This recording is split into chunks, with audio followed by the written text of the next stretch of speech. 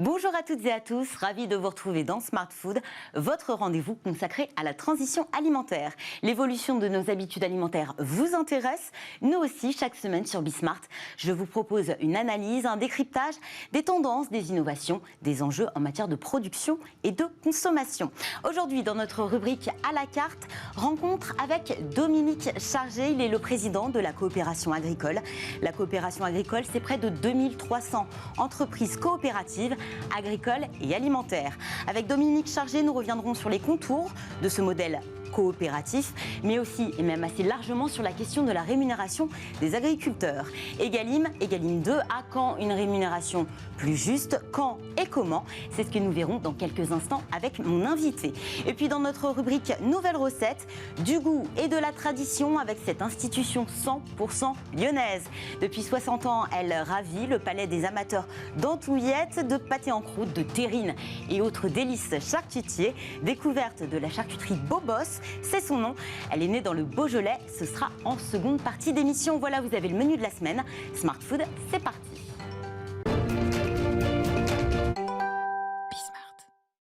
Aujourd'hui, dans notre rubrique à la carte, j'ai le plaisir de recevoir Dominique Chargé. Bonjour Dominique Chargé. Bonjour. Vous êtes président de la coopération agricole. Alors avant de revenir sur l'instance dont vous êtes le président aujourd'hui et sur le modèle coopératif dans le secteur agricole, j'aimerais que nous parlions un peu de votre parcours, de votre histoire. Vous êtes fils d'agriculteur. Vous avez embrassé ce métier il y a près de 30 ans. Vous êtes éleveur de vaches laitières, de volailles, producteur de céréales. En Loire-Atlantique, ce métier d'agriculteur, c'est un choix évident, une vocation? C'est un choix, puisque dans mon parcours, avant d'être agriculteur, j'ai travaillé avec mes parents sur leur exploitation. Et puis, pour des raisons qui sont personnelles et liées à l'histoire de l'exploitation de mes parents, j'en suis parti en 86, j'ai repris un cycle de formation et je suis devenu enseignant. Et, dans le secteur agricole. Dans le secteur agricole, j'étais enseignant et j'ai fait ce choix en 1992 de reprendre l'exploitation des parents de mon épouse, en fait, sur laquelle nous sommes installés maintenant depuis 31 ans. Sur laquelle bien, nous élevons, comme vous l'avez dit, des vaches laitières, des volailles labels, des volailles qui sortent tous les jours, et des céréales. Et mon parcours, c'est également un engagement depuis le début de cette installation, d'ailleurs dans le prolongement de ce que faisaient les parents de mon épouse. C'est dans la coopération agricole, c'est un engagement dans lequel cette forme, j'allais dire, d'entreprise un peu particulière nous permet de ce que j'appelle moi rester maître de notre destin collectif, c'est-à-dire que les coopératives sont des outils au service des exploitations agricoles, de leur territoire. Il y en a 2300 en France, comme vous l'avez dit. Et la mission d'une coopérative, c'est d'abord d'accompagner les exploitations agricoles en termes de services, en termes de conseils, en termes d'approvisionnement des produits dont elles ont besoin pour leur fonctionnement, et puis de collecter, de transformer et de commercialiser les produits issus des exploitations. Et leur particularité par le modèle, c'est qu'elles appartiennent donc aux agriculteurs, elles sont gérées par un conseil d'administrateurs formé exclusivement, ou en tout cas très très grande majorité d'agriculteurs adhérents de la coopérative. Et ces agriculteurs sont les décideurs des destinées de leur coopérative pour le compte des adhérents de leur territoire. Vous parlez de destin collectif, il y a aussi un destin individuel. Quel regard portez-vous sur le métier d'agriculteur aujourd'hui? Est-ce qu'il a vraiment changé? On parle beaucoup de la souffrance des agriculteurs, de l'isolement. Parfois, la coopérative aide justement à se sentir moins seul, mais le métier a-t-il réellement changé par rapport à il y a 30 ans, 50 ans? Moi, je peux vous dire, dans mon expérience personnelle, celle de mon épouse qui est aussi associée du GAEC dans lequel nous sommes 3 associés, et il y a un salarié sur l'exploitation, oui, ce métier a beaucoup changé. Je pense que je ne fais plus le même métier qu'il y a 30 ans. En tout cas, je ne le fais plus avec les mêmes objectifs. Nous venons d'une histoire dans laquelle nous avons demandé à l'agriculture, après la guerre, après la Deuxième Guerre mondiale, et renforcée dans les années 60 avec la création de la PAC, nous avons demandé à l'agriculture de produire en masse pour nourrir les populations. Et on voit intensive. Voilà, ce qui était d'ailleurs un objectif dont l'agriculture s'est formidablement acquittée. Et en plus, ça a été demandé en le faisant pour avoir aussi une agriculture, une alimentation qui soit à un prix qui permette aux consommateurs de pouvoir s'offrir des biens alimentaires à des prix abordables. Depuis le milieu des années 90 et renforcé dans les années 2000, ce qu'on demande aujourd'hui à l'agriculture est différent. Les conséquences, j'allais dire, sur l'environnement, sur la biodiversité, sur aujourd'hui le carbone. C'est le bilan qu'on fait aussi aujourd'hui de cette agriculture le pas, sont intensive. devenus des enjeux importants pour notre métier et sont devenus des éléments qu'il faut absolument prendre en compte dans le cadre de notre production agricole. Autre élément qui a changé, nous venons, comme je vous l'ai dit tout à l'heure, d'une économie, ce que j'appelais moi en flux poussé, c'est-à-dire pour une production de masse, et nous passons aujourd'hui à une économie en flux tiré, celle où nous devons produire pour répondre aux attentes des marchés, aux attentes des consommateurs, mais également à celles de la société d'une manière générale par rapport à toutes ces questions aujourd'hui sur lesquelles nous sommes interrogés par rapport à la planète d'une manière générale, à l'environnement, à la biodiversité. On parle beaucoup de RSE, hein, vous en parlez avec la biodiversité notamment. En quoi une coopérative est responsable ? D'abord parce que c'est dans son ADN. La coopérative est une entreprise de territoire. Ce que je dis souvent en termes pour illustrer la coopérative est quelque chose dont nous avons hérité de nos parents et que nous devons transmettre, léguer à nos enfants. C'est un bien qui appartient à un territoire et qui doit s'adapter pour faire en sorte que l'économie agricole et agroalimentaire du territoire puisse continuer d'apporter des ressources en termes d'emploi aux salariés qui travaillent dans nos entreprises. Il y a 200 000 salariés qui travaillent aujourd'hui dans les entreprises coopératives. Il y a 3 agriculteurs sur 4, c'est-à-dire en gros 300 000 agriculteurs en France qui ont une relation avec des coopératives. Et la coopérative doit s'adapter pour que son modèle économique puisse permettre à l'agriculture et à l'agroalimentaire de remplir les missions dont je vous ai parlé tout à l'heure. Quels sont les atouts pour l'agriculteur ? Si l'union fait la force ? C'est l'union fait la force, et c'est plus que ça. L'agriculteur, il est co-décideur. Il participe aux décisions, il participe à la définition de la stratégie. Alors évidemment, on est dans un cercle où nous devons aussi fonctionner de manière démocratique. Chaque agriculteur adhérent de la coopérative a une voix et est amené à aller voter, s'exprimer sur ce qu'est le bilan, sur ce que sont les propositions faites par le conseil d'administration tous les ans en assemblée générale. Cette assemblée générale est souveraine. Donc il est le décideur, le co-décideur, il a donc une voix dans cette coopérative. Donc c'est démocratique, participatif. Participatif, et donc il peut amener également sa contribution à la définition de la stratégie, au choix. Et d'ailleurs, on le voit très nettement aujourd'hui, ce que demandent les nouvelles générations d'agriculteurs est très différent, et je vous le disais tout à l'heure, à ce que nous demandions, nous, il y a 30 ans, et nous devons adapter notre modèle coopératif, nos coopératives, à répondre à ces nouvelles attentes d'agriculteurs et de consommateurs. Vous avez cumulé les mandats au sein de différentes instances, toujours collaboratives, coopératives. D'où vient cet engagement très fort pour défendre les intérêts des agriculteurs ? C'est aussi se faire le porte-voix auprès des pouvoirs publics et français et européens ? Oui, alors cette vocation, elle vient parce que j'ai vu mes parents le faire. Parce que j'ai vu mes parents à des moments où l'agriculture a eu des choix importants à faire, s'engager dans des organisations collectives, faire des choix parfois difficiles, mais qui ont permis de maintenir une agriculture et un agroalimentaire, une économie agricole sur des territoires, éviter que tout ça ne soit amené à fermer parce qu'il y avait des crises difficiles. En fait, la coopération est beaucoup née comme réponse à des crises que l'agriculture a traversées depuis une 50aine d'années. Et mon engagement, il est dans le prolongement de ça, de dire que ce destin collectif, nous avons une responsabilité, nous devons le porter, nous devons le faire vivre et nous devons le transmettre. Voilà. Et ce que je vous ai dit tout au début est très fort pour moi. C'est rester maître de notre destin collectif, de notre destin d'agriculteurs sur nos territoires.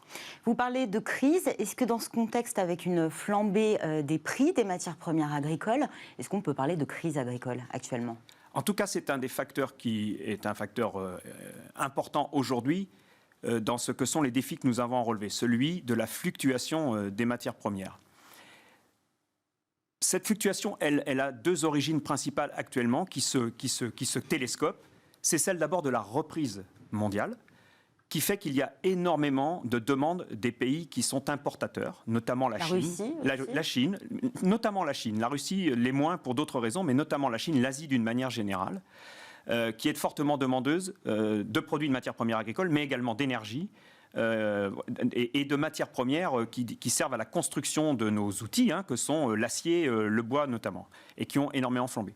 Le deuxième facteur important, c'est le changement climatique. Ce changement climatique a de plus en plus d'influence sur la stabilité de nos récoltes. Et on l'a vu, par exemple, le dôme de chaleur sur l'Amérique du Nord a une incidence énorme aujourd'hui sur la production mondiale de blé dur, qui aura lui une incidence sur l'approvisionnement des pâtes.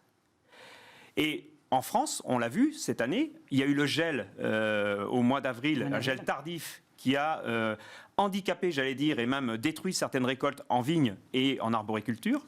Ça a des conséquences aussi sur le maraîchage. Et on a vu cet été des pluies abondantes qui ont mis les céréales en difficulté, des récoltes qui ne se sont pas déroulées dans des conditions normales. Et on a donc des fluctuations importantes. Donc, cette volatilité des prix, elle a ces deux origines avec lesquelles nous devons travailler aujourd'hui. Ça veut dire que si on veut manger français, si on veut pouvoir continuer de produire et de transformer des produits que nos consommateurs demandent, nous devons arriver à gérer ces crises et à faire en sorte que nous puissions mieux valoriser la production agricole française.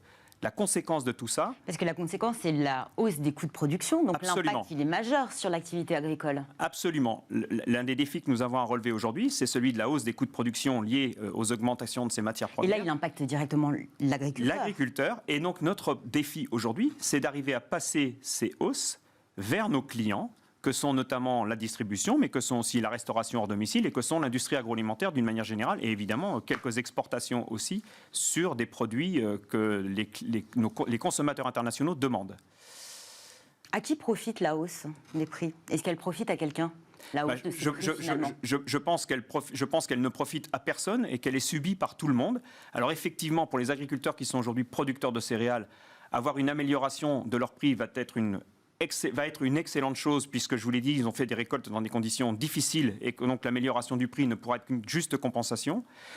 Et effectivement, pour nous, le défi, c'est d'arriver à passer ces hausses, ce qui d'ailleurs est un point majeur de l'époque dans laquelle nous sommes, puisque on constate quand même que depuis une dizaine d'années, nous sommes systématiquement dans les relations commerciales, celles que nous avons tous les ans avec nos clients. Elles vont s'ouvrir d'ailleurs. Elles vont s'ouvrir.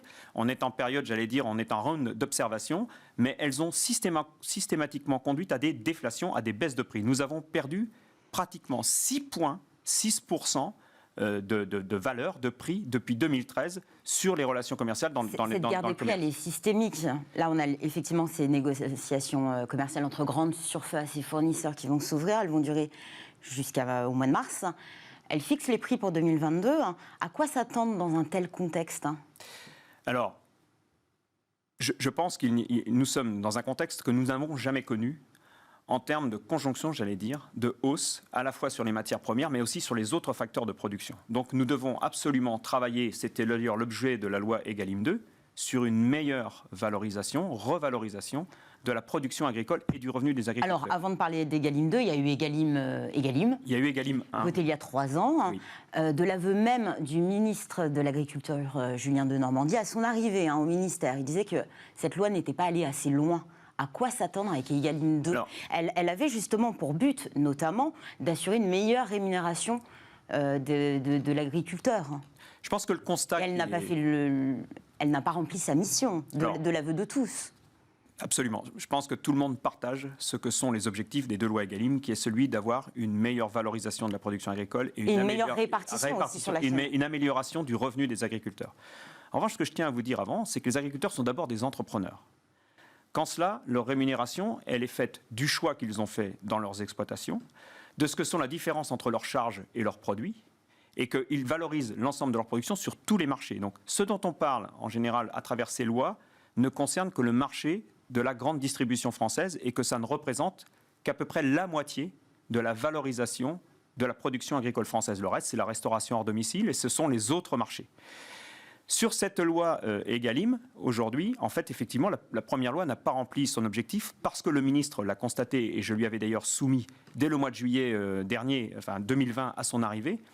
L'un de nos problèmes est les fondements d'une loi qui a été votée en 2008, qui est la loi de modernisation de l'économie, la LME. Et ce qu'a accepté le ministre et ce qu'ont accepté les législateurs, c'est de revenir sur un des articles de cette LME dans la loi Egalim 2, qui, je l'espère, permettra d'améliorer les conditions, j'allais dire, dans lesquelles nous pourrons négocier. Egalim 2 est prête justement pour les négociations qui s'ouvrent. Alors, Egalim 2 a été voté, il y a eu ce qu'on appelle une CMP qui a eu lieu, une commission mixte paritaire qui a eu lieu lundi. Maintenant, il faut qu'elle soit traduite en termes de décret. Je ne sais pas si elle sera prête, en tout cas l'objectif est qu'elle soit prête. En revanche, ce que je tiens à vous dire, c'est que je pense que la loi est là pour réguler, pour encadrer. Mais la loi seule ne peut pas tout. Moi, je pense que ce qui manque aujourd'hui, c'est une responsabilisation collective des acteurs dans la chaîne alimentaire. Je pense que nous avons une responsabilité collective sur la façon dont nous pouvons et dont nous devons effectivement mieux répartir. D'abord, créer de la valeur et ensuite mieux répartir cette valeur sur la chaîne alimentaire au profit des agriculteurs, mais au profit aussi des entreprises que je représente, des entreprises de territoire. Parce que s'il n'y a plus d'entreprises de collecte, de transformation et de commercialisation sur les territoires, ce serait une hypocrisie de dire que nous souhaitons garder une agriculture s'il n'y a plus d'outils pour accompagner les exploitations, pour collecter et transformer leurs produits. Vous demandez d'ailleurs un plan de financement Oui, massif. donc nous tenons à ce que soit pris en compte aussi la nécessaire... Chaque acteur doit pouvoir gagner sa vie, doit pouvoir vivre de son métier. Nous devons pouvoir investir, d'autant que les défis que nous avons à relever pour les 10 ans qui viennent, dans l'objectif de majeurs, notamment en termes de souveraineté alimentaire. Souveraineté alimentaire, absolument. Qu'est-ce que c'est que la souveraineté alimentaire ? Est-ce que la France est souveraine actuellement ? Il a été fait un rapport, il y a 2 ans, par le Sénat, qui disait que la France était de plus en plus importatrice nette de production agricole. D'ailleurs, si on enlève le vin... Sur des produits en particulier ? Oui. Si on enlève le vin aujourd'hui, c'est-à-dire si on distingue le verre de l'assiette, notre verre déborde et nous exportons, notre assiette est à moitié, enfin pas à moitié pleine, elle est aux 3/4 pleine, car nous importons net ce que nous avons nous importons une partie de ce que nous avons dans nos assiettes. Effectivement, les secteurs sur lesquels nous avons le plus reculé depuis 20 ans, c'est le poulet, dont, je parle de la volaille, du poulet, dont la consommation ne cesse de progresser et dont pour nous la production stagne, voire régresse aujourd'hui. Le deuxième secteur où nous importons massivement, c'est celui des fruits et légumes. Nous importons aujourd'hui quasiment 50% de nos fruits et légumes. D'ailleurs, nous importons aussi pratiquement 50% de nos poulets. Donc là, vous nous avez bien dit, pour vous, il ne faut pas forcément légiférer, mais avoir une certaine responsabilité. Est-ce qu'au niveau européen, parce qu'il y a quand même une compétitivité, est-ce qu'on doit légiférer au niveau européen ? Vous avez raison, nous sommes sur un marché européen. La souveraineté alimentaire... Le prix reste l'un des aiguillons de l'acte d'achat. Je pense que l'un des facteurs sur lesquels nous devons aussi travailler, c'est celui de la compétitivité de nos métiers. Je vous ai dit tout à l'heure que les agriculteurs étaient d'abord des entrepreneurs, qu'effectivement le marché avait besoin de régulation, mais que la régulation ne pouvait pas tout. Mais les agriculteurs sont d'abord des entrepreneurs et ce à quoi nous devons veiller, c'est à la compétitivité. Juste un chiffre.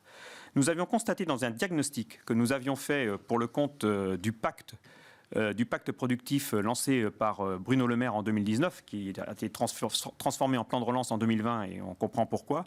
Nous avons fait le constat que, par exemple, les impôts de production étaient 7 fois plus élevés en France qu'en Allemagne, par exemple. Et que ça, c'est un facteur de distorsion de concurrence qui pèse sur les entreprises françaises, qui prend sur leur capacité à pouvoir investir et à pouvoir se développer. Donc on a effectivement... peut-être une réglementation, une législation à renforcer sur le plan européen.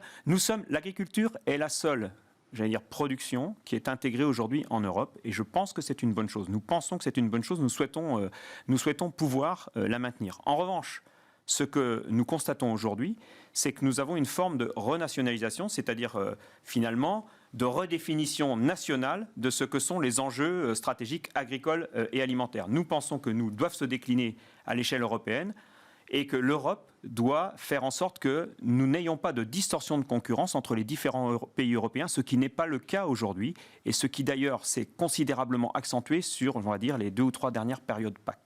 Avant de nous quitter, on parlait de cette agriculture intensive il y a quelques années. Aujourd'hui, vous défendez le modèle de croissance responsable.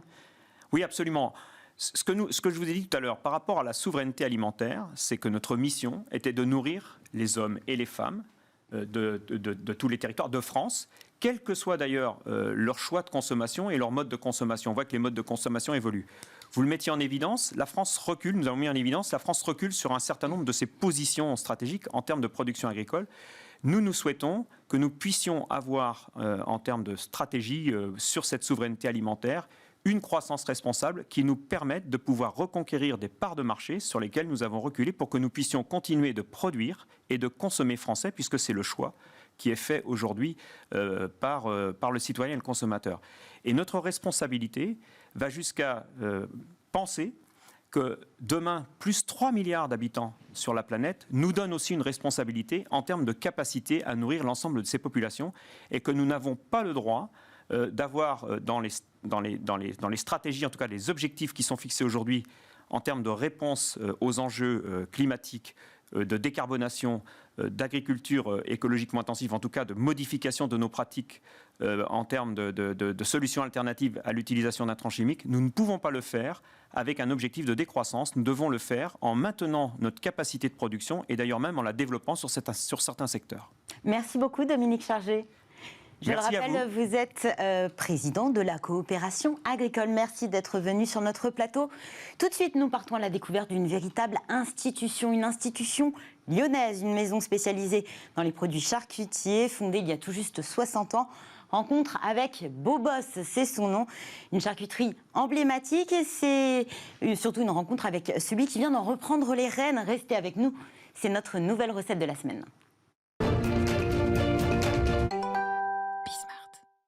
Cette semaine, notre nouvelle recette souffle ses 60 bougies. Une nouvelle recette empreinte de tradition qui sent bon la cochonaille et les spécialités made in Lyon. Bonjour Pierre Couturier. Bonjour. Vous êtes président de la charcuterie lyonnaise Bobos. Première question qui s'impose, qui est Bobos ? Alors Bobos, c'est un surnom avant tout. Bobos, c'était le surnom du fondateur de la maison, René Besson, qui était surnommé ainsi par tous ses copains. Il faut avouer que M. Besson était surtout connu pour ses bêtises. D'où Bobos ? D'où Bobos. Il était très attaché à la tradition, au savoir-faire. Il choisissait déjà des filières courtes, locales, presque précurseurs, j'ai envie de dire. Comment expliquer que la maison Bobos soit devenue une institution à Lyon ? Alors vous avez entièrement raison, il était en avance sur son époque, c'était un peu le monsieur Jourdain de l'époque. Il travaillait en effet avec des éleveurs locaux. Nous, l'essentiel des porcs avec lesquels nous travaillons nos produits sont issus du département de l'Ain, donc voisins du laboratoire de fabrication. Monsieur Besson a surtout eu de bonnes recettes. C'était un très bon charcutier traditionnel et qui aimait faire mariner ses viandes et améliorer à chaque fois ses recettes. Je pense aussi que ces recettes ont été travaillées avec ses amis qui étaient des chefs de la région et ce qui a donné des produits assez exceptionnels. Quelle est la spécialité de la charcuterie Bobos ? Alors, le produit iconique de la maison est l'andouillette à la fraise de veau tirée à la ficelle. C'est une spécificité. D'ailleurs, on la voit à l'écran, cette belle andouillette. Tirée à la ficelle, comment on s'y prend ? Alors, deux choses. C'est vrai que... on imagine un lasso presque pour attraper l'andouillette. On la voit là aussi d'ailleurs à l'écran. Vous avez raison. Alors il y a deux choses. La plupart des andouillettes en France sont faites à base de porc. Oui. Nous, notre spécificité, c'est de travailler le veau. Ça, c'est la première chose. Ensuite, la plupart des andouillettes sont faites au poussoir. Donc, la fraise de veau ou le menu de porc est haché. Nous le faisons tirer à la ficelle, c'est un savoir-faire artisanal, tout est fait à la main. Et vous avez raison, c'est un geste de lasso où on fait un mouvement manuel. Les charcutiers qui travaillent chez nous font ce mouvement manuel d'embossage, c'est-à-dire qu'ils rentrent la fraise de veau dans le boyau par un mouvement assez similaire, si vous voulez, la même manière que lorsque vous rangez vos chaussettes et que vous les pliez, il y a ce geste de lasso pour faire rentrer dans le boyau. Et c'est à la cuisson que l'andouillette prend sa forme. Alors on parlait d'andouillettes. Il y a d'autres spécialités lyonnaises que l'on peut se procurer chez Bobos ? Oui, bien sûr. Alors, on travaille plus de 140 références. Ça va bien sûr de l'andouillette, mais nous faisons aussi les saucissons à cuire lyonnais, les cervelas, le sabaudet, qui est un de mes produits préférés, mais aussi les quenelles, les pâtés en croûte, les terrines, des verrines. Enfin, il y a une multitude de produits typiquement lyonnais que nous faisons au laboratoire. Quand on parle d'institution, on imagine vraiment une tradition. Les recettes, elles ont évolué en 60 ans ? Surtout pas. On ne change pas de recette. On ne change rien. Une recette qui gagne. Exactement. Donc, même dans la façon de produire, les choses ont finalement peu évolué. Ça reste très artisanal. On aide les charcutiers dans leur travail par une assistance pour simplifier la manutention, mais comme je vous le disais pour les andouillettes, le savoir-faire reste artisanal, et puis les recettes, elles fonctionnent, c'est ce qui fait le succès de la maison. Donc surtout, on ne change ni les approvisionnements, ni les recettes, ni l'esprit de famille. Vous avez repris cette charcuterie traditionnelle cette année aux côtés de Bruno Delattre. Quelle ligne vous vous êtes fixée pour cette charcuterie mythique ? Alors, À l'origine, Bruno et moi, nous sommes tous les deux des amis et nous connaissions bien évidemment la maison Bobos depuis très longtemps et nous étions entièrement d'accord sur le fait que nous ne voulions pas modifier ce qui fonctionne. Donc on se met dans les pas de nos prédécesseurs, M. René Besson, puis M. Jubon, à qui nous avons repris la société. Et notre vision est la suivante. Au niveau de la production des approvisionnements, on ne change rien. Les ajustements, l'évolution de nos stratégies va se porter plutôt sur la distribution. Donc sur un développement commercial peut-être alternatif qui n'était en tout cas pas fait jusqu'à maintenant. Exactement. Alors, pas fait, c'est pas tout à fait le cas, mais que l'on souhaite développer. Exactement. Donc concrètement aujourd'hui, si on veut trouver des produits Bobos, il faut aller du côté de Lyon. Alors, l'idéal est d'aller du côté de Lyon, donc dans le Beaujolais ou à Lyon. Vous êtes d'ailleurs, vous avez un lieu de vente dans les halles de Bocuse. Exactement. Alors aujourd'hui, on a 3 boutiques. 2 boutiques dans le Beaujolais, une au marché couvert de Villefranche, une à côté de notre site de fabrication. La boutique des halles Paul Bocuse à Lyon. Nous allons ouvrir une 4e boutique à la fin de l'année à Villeneuve-les-Avignon. Ah, vous sortez de la région. On sort de notre zone de confort. Alors, il faut savoir que Bobos est présent sur tout le territoire national. On distribue nos produits directement auprès des restaurateurs, auprès de plus de 900 restaurateurs dans toute la France et beaucoup en région parisienne. Paris et sa région. Mais au consommateur qui ne viendrait pas justement dans un restaurant, il peut se procurer des produits Bobos ? Alors, il peut se procurer les produits Bobos sur notre boutique en ligne. Exactement, qui livre en 48 heures, 24-48 heures en frais, et auprès de nos revendeurs, épiceries fines ou boutiques, puisque nous sommes aussi présents sur ce type de format. Vous venez de reprendre cette entreprise, vous n'avez pas forcément un parcours dans la gastronomie, vous avez travaillé notamment pour des infrastructures de réseau data télécom, vous avez travaillé aussi dans le textile, l'agroalimentaire. Comment expliquer ce choix de vous tourner vers peut-être vos premiers amours, hein? Je ne sais pas. Oui. Il y a certainement une histoire familiale, puisque ma famille était dans l'agroalimentaire. Mon père était un industriel dans la minoterie. À l'époque, je n'avais pas voulu reprendre l'entreprise familiale. J'ai voulu avoir un parcours qui était le mien. Donc, j'ai eu un parcours, vous l'avez souligné, assez varié de postes de direction principalement. Et puis, il y a un moment donné, on est toujours rattrapé par l'histoire familiale. Et j'ai voulu revenir aux sources et revenir dans le secteur de l'agroalimentaire. Là, vous reprenez aussi cette charcuterie après cette crise sanitaire qui, d'ailleurs, n'est pas encore terminée. La crise, les différents confinements, couvre-feu, est-ce que ça a eu un impact sur l'activité de la charcuterie Bobos ? Alors oui, ça a eu un impact sur l'activité en 2020 et début 2021, tout simplement parce qu'on fait la moitié de notre chiffre en direct auprès de la restauration. Donc bien évidemment, sur ce segment-là, on a été très touchés. À l'inverse, l'autre moitié du chiffre d'affaires, qui est surtout fait par l'intermédiaire de boutiques et de la boutique en ligne, lui nous a permis d'avoir une certaine résilience. Mais bien évidemment, on a été impacté. Je pense également que le Covid nous a aidés dans la reprise de la société. Aussi curieux que ça puisse paraître. Nous étions en concurrence avec des groupes face à nous et qui avaient certainement envie d'avoir une meilleure visibilité sur la pandémie que nous connaissons.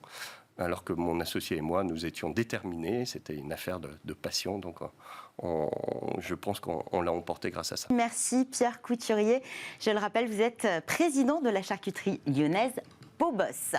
C'est la fin de cette émission. Merci à tous de nous avoir suivis.